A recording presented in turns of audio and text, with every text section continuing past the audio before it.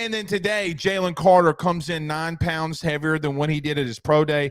Joe, I don't think that that's a big deal because if you know anything about offense and defensive linemen, okay, let me start off by saying this.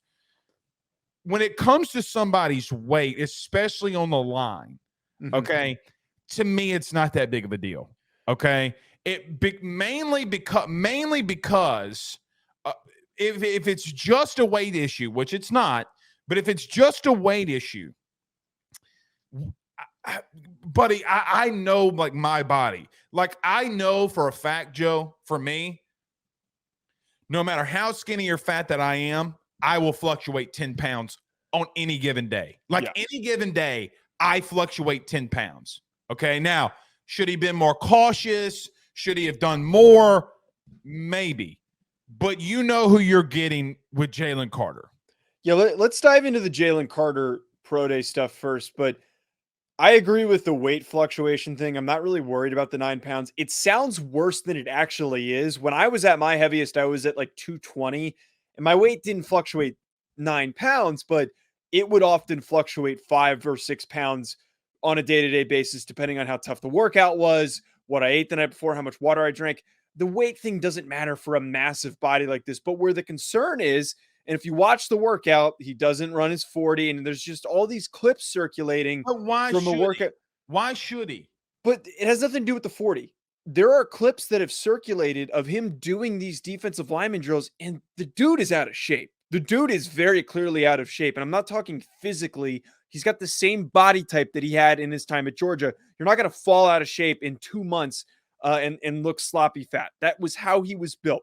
But he could barely finish these drills where he's ducking in and out of pads. He is moving really slow. He is dogging it. I don't know why he's shirtless during these drills. He just looked very out of place. I'm not saying he looked pedestrian because I think he still looks like an elite NFL talent, the way that he can move. But the fact that he couldn't complete this workout is a concern for me. I will give him this, though. I will say that with everything that's been going on over the past month, it has probably been so difficult for him mentally. He's probably had less time to prepare and do his actual combine and pro day prep training, which is a full day's worth of work. You are there from 7 a.m. to sometimes 6 or 7 p.m. just doing workouts. And when you have to take time away to go and meet with lawyers, to go meet with law enforcement, it is difficult. And it's also probably weighing on him mentally. I will give him that much, but it is still concerning that this is how he came to the workout. And there's also continually more and more things, just murmurs that I have heard of him having off the field character concerns. I can't really speak on what those are exactly because just go with the Todd McShay thing. I mean, what Todd McShay said, I have heard that a lot of that stuff is confirmed separate from the incident with the vehicle and the arrest warrant for the reckless driving stuff. There are some concerns in how he carries and handles himself. He denied, by the way, pretty emphatically. Okay, Jalen denied that. Yeah, his attorney emphatically denied that. Yeah, a lot of people have gone to bat to defend him, but it's very concerning the more you hear about Jalen Carter. I'm not saying this is a guy who's going to go undrafted. That's not going to happen. But he could slide out of the top 10 and somebody else could end up taking him because they don't want to miss out. He's not sliding out of the top 10. I think it's more possible than we think. Hey, you've done this to me a couple times now. Do you want to try the third? He ain't falling out the top 10. I'm just telling you. You want to try me on this one? You want to bet a steak? You want to bet a steak dinner? Yeah, let's bet a steak dinner.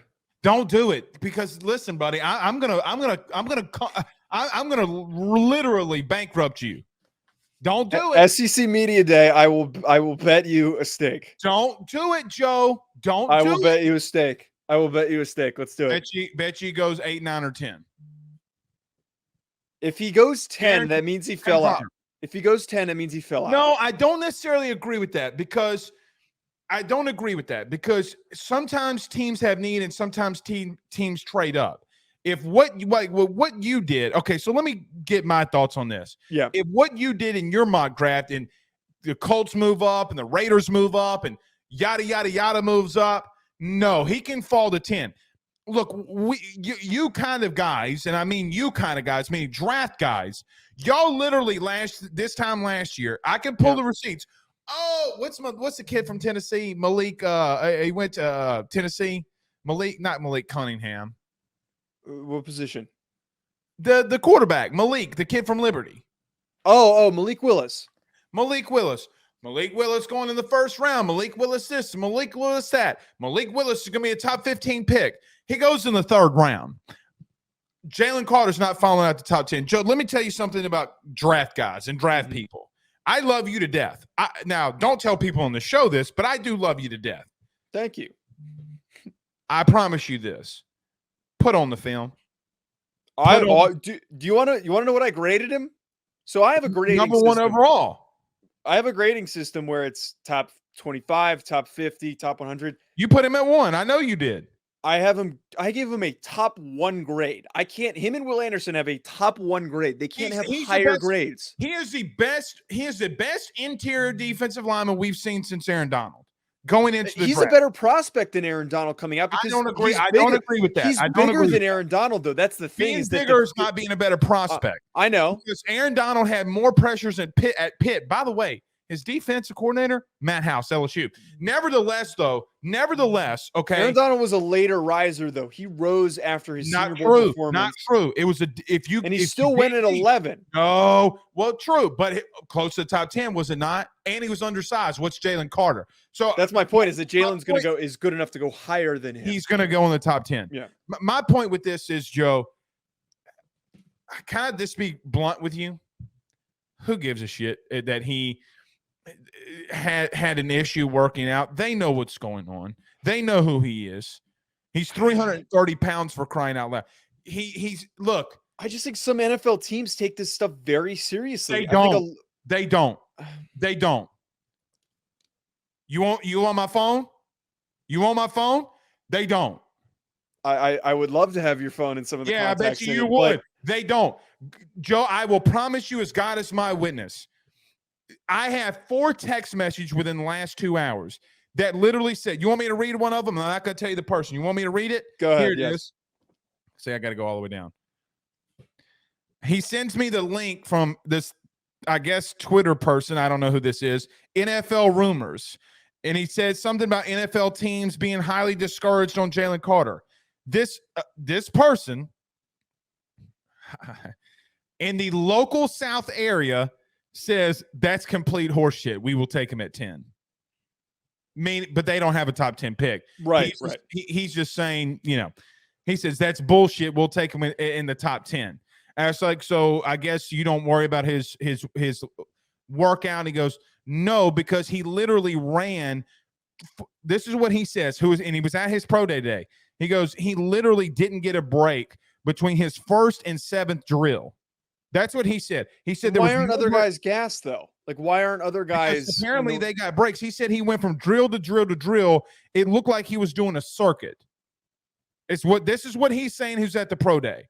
So again, you're talking about a guy that's gassed, that's running for 5 straight minutes. And you know what these drills don't test for? Okay, let me tell you what they don't test for. How long is an average NFL play? 5 seconds. 3 to 5 seconds. Yeah. Okay. Guess what he ain't going to be doing? Running a 20-second drill. Okay. But here's another thought here, though. What dumbass, and if it's Jalen Carter, had him running continuous nonstop drills? Because that's stupid. They asked him to do it. Whoever was running it was doing it. Now, had to be the strength coach then? No, Kirby doesn't run that. The NFL, they don't run those pro days. I think sometimes they give it like, who's the guy with the Steelers who's always with the 40? He does it, and they get some defensive line people in the NFL, whatever. It is what it is. I think we're trying to overblow. And you know what? Let me ask you this question. What if the Atlanta Journal-Constitution wouldn't have ran what is allegedly a wrong story, okay? Mm-hmm. A wrong story, even though he got, I guess, technically arrested. What if it comes out to be true, or comes out and the truth of all of this was he didn't break the law? So then what? In this country, we're innocent until proven guilty. Yes. Okay. You know why people are freaking out about this pro day? Because of him being arrested. That's the reason y'all are freaking out about this. I don't. And so, I disagree on that because Carter, after digesting the arrest situation and after I talked to you about it and you broke it down, I don't look into it as deeply as maybe you don't. I do think that the media is very bad at oftentimes, and we've talked about on the show about understanding how certain things impact draft stock. I agree with that. I think general NFL reporters are bad at that. And like those stupid NFL rumors accounts have no information. They're just aggregating information or they're making assumptions and hoping that nobody fact checks them. But I think that NFL draft people understand the significance of all this. I just think that the information that I've been given on how he handles himself off the field and in the locker room, and also on top of that, the way that he has showed up at this pro day. I don't get why that they had him run that much. It doesn't make any sense to me. And maybe we're overanalyzing this. Maybe we are. You know what? You know what? You know what that same person told me? What? You're going to hate this. He said the same thing about people overanalyzing Anthony Richardson. Okay. And I asked him, like they're propping him up too much. Correct. He goes, he says, Blake, again, Joe, you're a football guy. I think you need to start acting like, buddy. I am a football guy. What? I know, but dude, the last time we saw him, he went 9 of 27. You know what also happened when a guy went 9 of 27 in the last game that they played in college? The guy's name was Troy Smith. That is not a great. It's not a great comp. Now, Troy Smith didn't run a 4.4, he ran a 4.52, but nevertheless, I mean, are we splitting hairs here? Okay, like so we get to a point where we're focusing so are we going to take for Jalen Carter? Mm-hmm. Are we going to take a bad pro day and say everything that he did on film wasn't worth it? So because here's the reality of it though, Blake. It's a questionable pro day if the way it was run. What are the guys that have great pro days and then go to the NFL and are booty? But it's Zach Wilson. Adding all of the things up that have happened over this period of time. And yes, there are some NFL teams, which goes back to my point on him being arrested. Outside of the off the field noise. Yeah. What has he shown you on the field?